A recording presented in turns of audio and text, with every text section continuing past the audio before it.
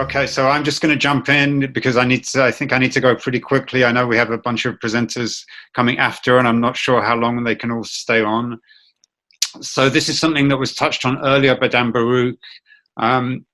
It's recommendations that were made by at a meeting in July of 2018. The recommendations relate to the use of the treatment interruptions in cure research.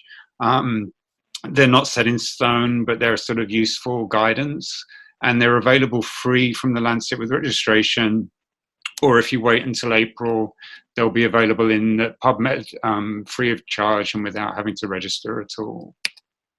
And I'm just going to quickly run through the kind of basic criteria that they came up with, and in bold highlight a few issues where there was some uncertainty, because I think as people look at protocols, as they review what they think is maybe safe or unsafe in related to treatment interruptions, these are issues where you can weigh in and there's no certainty. So I think it's valid to have differing opinions.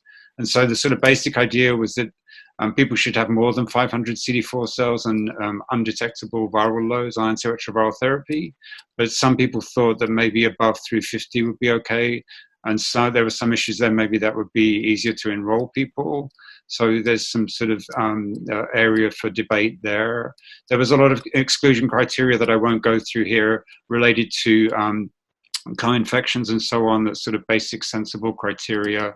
But also related to history of AIDS-defining illness. And there's some thought maybe if somebody had had an illness 10 years ago and they would have been doing well since, that might not be such an issue. So that's another area of uncertainty. Also regarding history of a low CD4 count, perhaps, if someone had a low CD4 count a long time ago, that would be not so bad. But again, some debate around that. And some people actually thought a higher CD4 nadir would be safer. So again, an area for where input is still maybe needed. There was some basic guidance about monitoring that they came up with that I'll just list here, but won't read through, that you can see the details if you access the paper. And for the important criteria of like what should trigger somebody to restart their antiretroviral therapy after they stop, there's some sort of basic criteria about that, they can just request to restart, pregnancy, any symptoms, any sort of significant CD4 decline.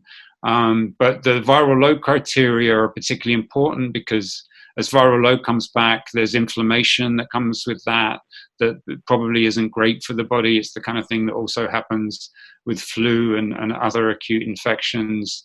So the basic sort of criteria was a viral load above 1,000 copies for 4 weeks, or one above 100,000. But some people were more in favor of actually allowing quite high viral loads for longer periods, and there's been a bit of a shift to that. So that's something people need to think about, whether that they find that acceptable or not. So I have to confess that myself, I sort of worry about getting very lax regarding that. In some of the early studies, as somebody mentioned earlier when Dan was talking, there were bad clinical outcomes, including heart attacks. In some of the early studies that involved treatment interruptions, people were having heart attacks that weren't being attributed to the interruption, and it wasn't until the SMART trial showed that there was a risk of cardiovascular disease there. I'm going to skip over this because Linda is going to talk about this in detail regarding the risk of transmission. And then just to finish, again, I won't go through everything, but these are just some examples of the type of criteria in use right now in cure-related clinical trials, going from sort of low to high. And so you have some trials that are looking just at sort of a time to rebound measurement.